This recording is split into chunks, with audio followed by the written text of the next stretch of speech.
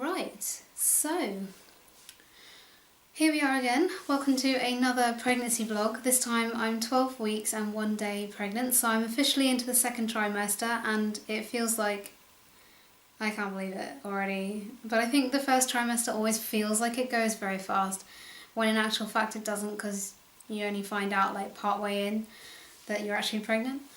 So I was thinking that there wasn't going to be a lot to say, but actually a couple of things have really escalated this week, so I do have some things to talk about. First of all, let's just do symptoms. The symptoms haven't really changed. I'm still fighting the odd bit of nausea, but it doesn't really trouble me much, and it's generally over and done with very quickly. I just feel really tired all the time. Doesn't seem to matter how much I sleep or, how much rest I try and get. I'm always tired, and I think a lot of that was also due to stress with work, which has actually got to a point now where I've been signed off for 2 weeks because it was just getting too much. And I don't need to bore anyone with the details, but I feel like this is the right thing to do. Just take some time off, get back on my feet.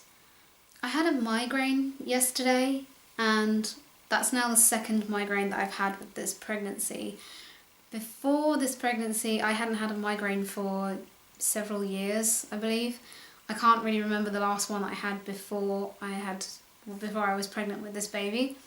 The last migraine I had was actually the very day that we found out. That evening I developed a migraine.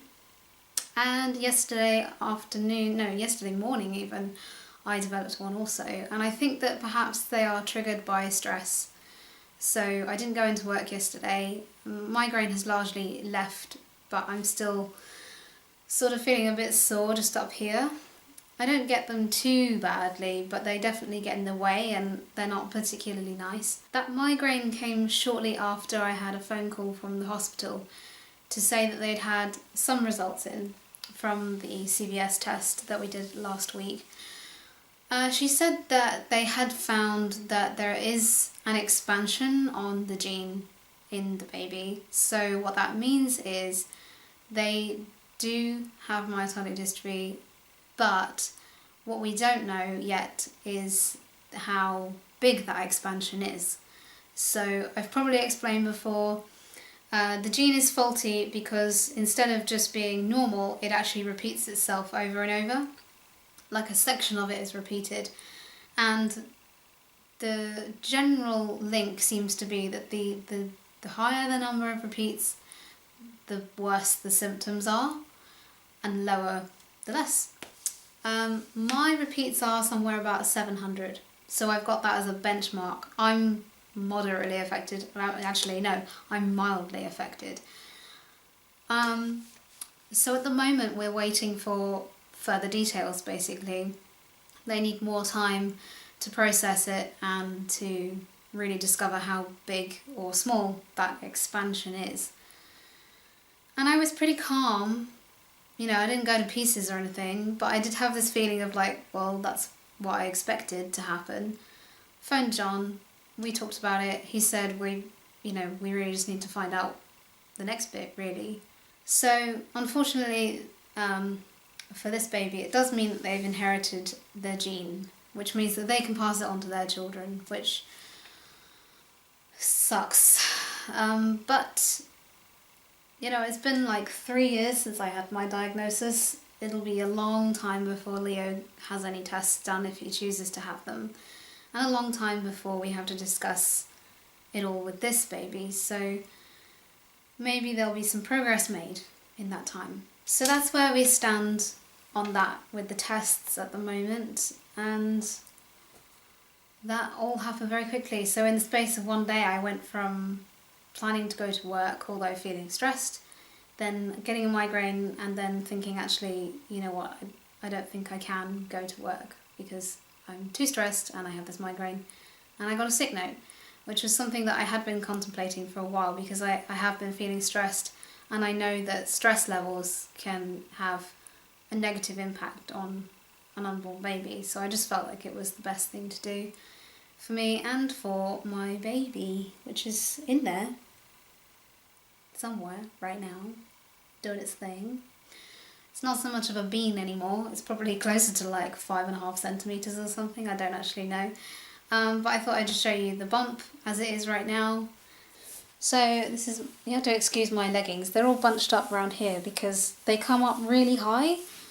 So I always like push them down a bit and it makes me look all like bunchy here, but it's just the fabric. So apart from the leggings, excuse the leggings, I'm not really showing very much at all. It's very much the same as it was last week. So you can still see where they got me with the CVS. So that's not quite healed up yet. I felt a bit sore for a couple of days, but it did go away. I think that my belly button's changing shape. I still have some muscle separation from where I had Leo, and also I was born with an umbilical hernia. So I've always had a hole just beneath my belly button, and I think that it's kind of just getting like spread out a bit from stuff that's moving. So that's basically it. That's all there is to see. Ladies, if you would be so kind as to give me your recommendations for books, blogs, things that you've used during your labour and birth, I'd be really appreciative of it. With Leo, I never really bothered to do much prep because I just figured I'd have a C-section. That seemed to be what everyone was saying. Well, it seemed to be what my mother was saying, and because I had nothing else to go on, I came to the idea of giving birth very late, so I didn't do a lot of prep.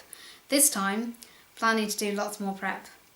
So I need your recommendations, basically. So leave your recommendations in the comments below and I'll have a look at them. Anything that you felt was really helpful, anything you were like, you wouldn't do it without that, I would be really appreciative. I got out Leo's baby clothes and washed them all. So these are all the tiny baby and the newborn clothes. So let's have a look. Those are all vests, and underneath there you've got some outfits and things. All these little socks. That was his hospital hat. That was the one he came home with. And just like bibs, and then under there you've got like baby grows and stuff, and it was really nice to get it back out. I don't really know what I'm going to do with it now, but it's all been washed and it was really nice to go through.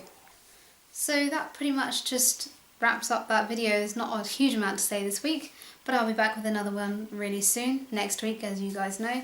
If you have any comments or questions that you want to leave, just leave them in the comments section below and I'll get back to you as soon as I can, basically. So that's it all for now. Bye!